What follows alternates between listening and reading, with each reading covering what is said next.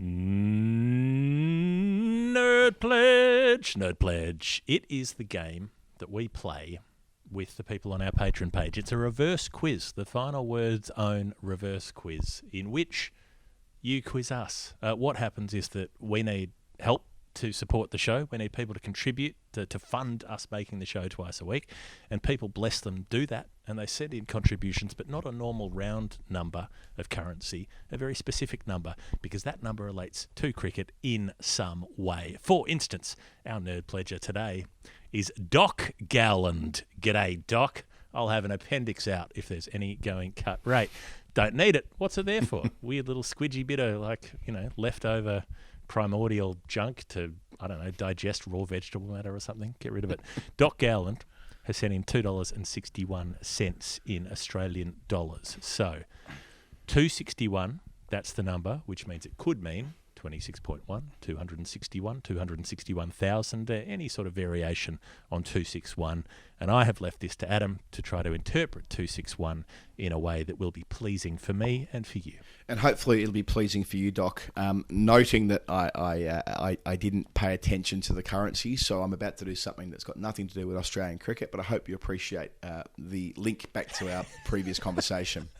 And I look forward to having this as a revisit on Storytime when we have to work out what the real number means. Okay, so this is very relevant to a game of county championship cricket going on right now, where Middlesex have piled on about 700 for 5 down at Hove, Sussex playing 6 teenagers at the moment, which is very unusual. Sam Robson, former Australian under-19 player and England Test player, Sam Robson made 253. And as he was batting today, I was looking up who's made the highest scores for Middlesex all time, thinking to myself that he's a decent chance of going all the way to the top. The highest score ever for Middlesex was 331 by Jack Robertson, in 1949 at New Road, the ground you were talking about a little while ago. A man who played in that glory era for Middlesex after the war and should have played a lot more than 11 test matches, alas. So I was already looking through this chart when I saw the number come in, 261. And 261, I'm like, aha, that's a very relevant number to something that you and I have talked about before, Jeff, and relates to Middlesex, because 261 is what John Carr made in 1994 at Lord's against Gloucestershire. Let me tell you why this is good. And you're going to you're going to remember this, because I think you and I have talked about it before. Maybe not on story time, but we've talked about it in our private time. Just recreationally. That's what we do. We talk about these matters. So John Carr was a diligent, gutsy batsman who it was appropriate that he played for Middlesex because he was born on a house that was adjoining Lord's. He actually retired. This is as opposed to John Le Carre, who wrote The Spy Who Came In From the Cold. It is definitely as opposed to that. He retired in 1989 to go into banking, but he made a comeback in 92, and by 94 he's like a 10-year veteran of the club, kind of doing his thing. He knows his game. Anyway, so he retired to go into banking. Well, merchant really? banking. It wasn't unusual for players to finish their careers prematurely.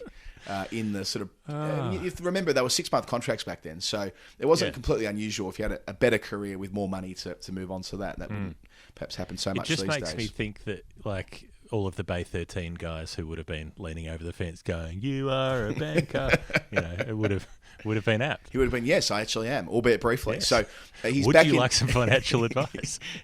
He's back in 92, and this is 94, so we're 2 years on from that, and he's having one hell of a season.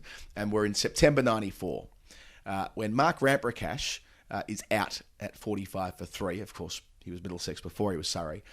John Carr walks in. 289 balls later, he's 261 not out when Middlesex declare at 513 for 7. It's a really good clip, especially then, pre-T20 and all the rest of it. He had great support from Paul Weeks, who made 94. Paul, who I mentioned Hampstead before in the context of Matty Floyd. Paul, who played for Hampstead as well for a long time, and I once hit him for a 6 at the main ground there at Lymington Road, where Jeff, you and I did a live show a couple of years ago.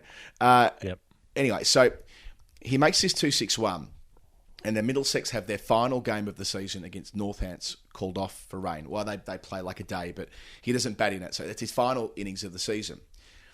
His season finishes 78, 171, 136, 106, 40, 62, 261 not out.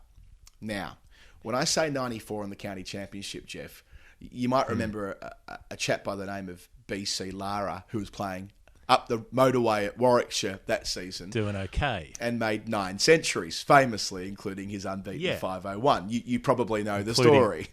Including 8 in a row, I think. Yes. 8 in consecutive innings or something like that.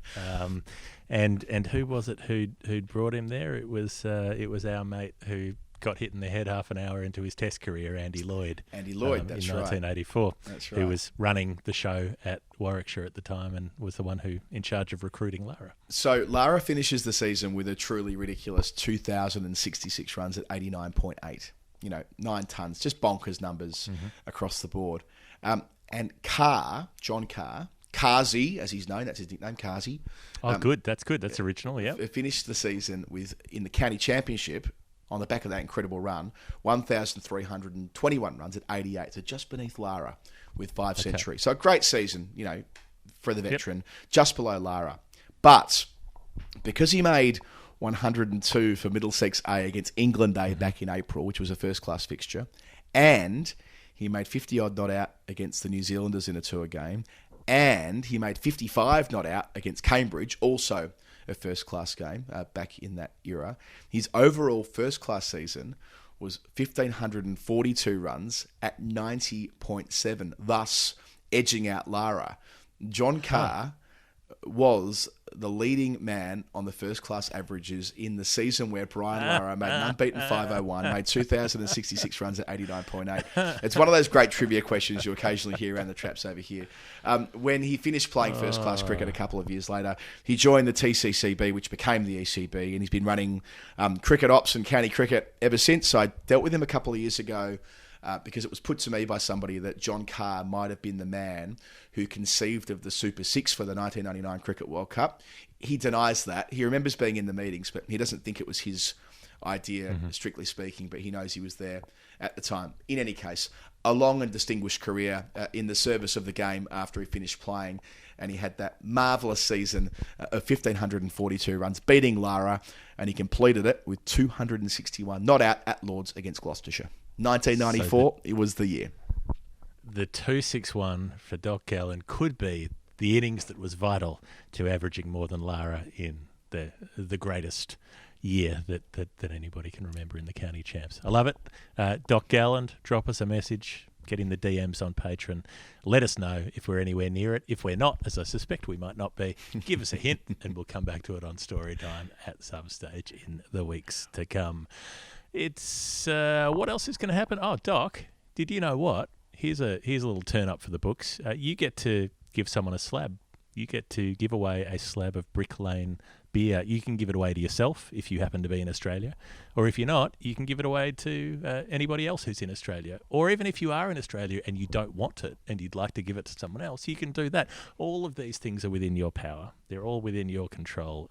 Brick Lane make delicious beverages. You might have heard about them off the top of the show. If you're someone who enjoys that sort of thing, hop into, I don't know, a can of the One Love Pale Ale or the Backyarder Session Lager, or, the low alcohol offerings that they've got as well. They've got sours full of fruit. They've got all kinds of things. You can have a look at their website, bricklanbrewing.com, and check them out. Yeah, it's something you can look forward to if you're in lockdown in Melbourne at the moment. When we're out of lockdown, when you're out of lockdown, I should say, I still feel like a Melburnian when seeing the obvious challenges that are going on in Victoria and around Australia at the moment. You can visit them at their tap room. They're at the Queen Victoria Market. That's going 4 nights a week. Or in Dandenong South, which is where I'm from, in the southeast suburbs of Melbourne. We've noted before that they use world's best practice standards with making their beer, which means they emit fewer emissions than they otherwise would. They use local resources. Use less water especially. They use lots of local resources, which means they hire lots of local staff. It's great for the local economy there in Victoria, proudly Australian owned. So, yeah, we are thrilled to be associated with Brick Lane. They're wonderful supporters of ours. And we keep getting these photos in on Twitter, which I love, of people tagging in Brick Lane and tagging in us when they're enjoying a beer, which they bought from the bottle shop at the moment. You can do that too, and follow them on social media in their handles. As Jay mentioned in his his what do you call the bit Jay does at the start? It's his Dunno. voiceover. It's his voiceover at the start. There's also a Brick Lane Brewing hoodie. I know we're coming to the end of winter in Melbourne, in Australia, and a hoodie may not be... You can wear a hoodie in Melbourne in January. Like, you never know. That's right. You will need a hoodie, and if you're in other parts of Australia as well, there will be another winter, and you will have a nice Brick Lane hoodie, and in the process, you'll be helping out the final words. So let them know that we sent you, and that will be lovely. They are doing the right thing by us. bricklanebrewing.com.au. Jeff, we're going to take a break. And after it, we're going to be talking to Emma John about the important work that she's been doing. And after that, we're going to talk a little bit more about the great game of cricket.